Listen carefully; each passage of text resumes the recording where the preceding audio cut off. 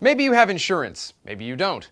Either way, we have something pretty important for you. Someday when we're feeling brave, maybe we'll try to tackle the larger issues of healthcare in the socio-political arena. But today, we're going to talk about one of the small things. You. Here's the deal. If you start to hurt and you're not exactly sure what's gone wrong, your first impulse may be to pony up the dough and run off to see the doctor. It turns out there's a vast amount of reliable medical knowledge available to you on the internet for free. Oh yeah, we like free. Because I'm cheap like that. Besides, 9 times out of 10, when I go to the doctor, he turns to me and says, well, let's just see how that develops. Which is another way of saying, let's have you help pay for my Beamer. It's not actually my lobe, it's kind of behind the lobe, and it only hurts when I turn my head and cough. Let's just see how this develops. Okay, that's unfair. I know not all doctors are in it for the money. I would have been a doctor if it weren't for all those sick people. Yeah, but I probably would have been in it for the money.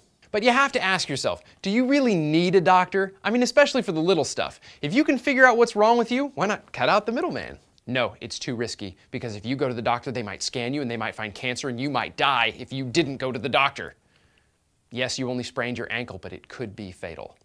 There are a surprising number of home remedies that are just as good as what the doctor would tell you to do. Probably because they come from a book written by doctors. Doctors write books? What's next, Plumbers on Stage? Thou dost brush, but not my teeth. One of my favorite books is called The Doctor's Book of Home Remedies. You can pick one up cheap at a thrift store or online. You can even read it for free at mothernature.com. Now, if your placebo alarms are already going off because the site's called mothernature.com, relax.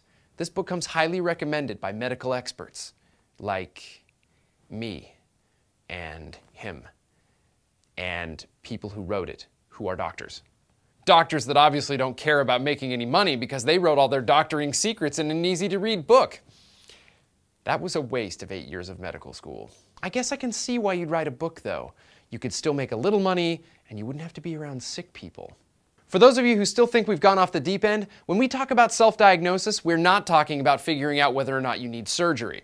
It's more like, I have an earache and I want it to go away without a 4-hour wait at the office and another 2-hour wait at the pharmacy. That seems reasonable to me. Lots of medicine is like what you do for a broken toe. You tape it up and you let it heal. There are plenty of simple solutions you can try first. And they're not weird homeopathic rub special herbs on your foot to kill gingivitis kind of cures. The book we've mentioned is great if you know what your problem actually is. If you're trying to self-diagnose and you're not sure what your problem is, try going to WebMD.com and typing in your symptoms. More often than not, it'll tell you what your problem is. And even if it doesn't, it'll narrow it down to a few different things, so you'll at least know what you're talking about when you go see your doctor. Now, if you're coughing up blood or you can't breathe or you really can't figure out what's wrong with you, then you have my permission to go see a doctor. Wuss. But seriously, before you go to the doctor, get online, see if you can figure it out. It's like a mystery. I don't know what else to say.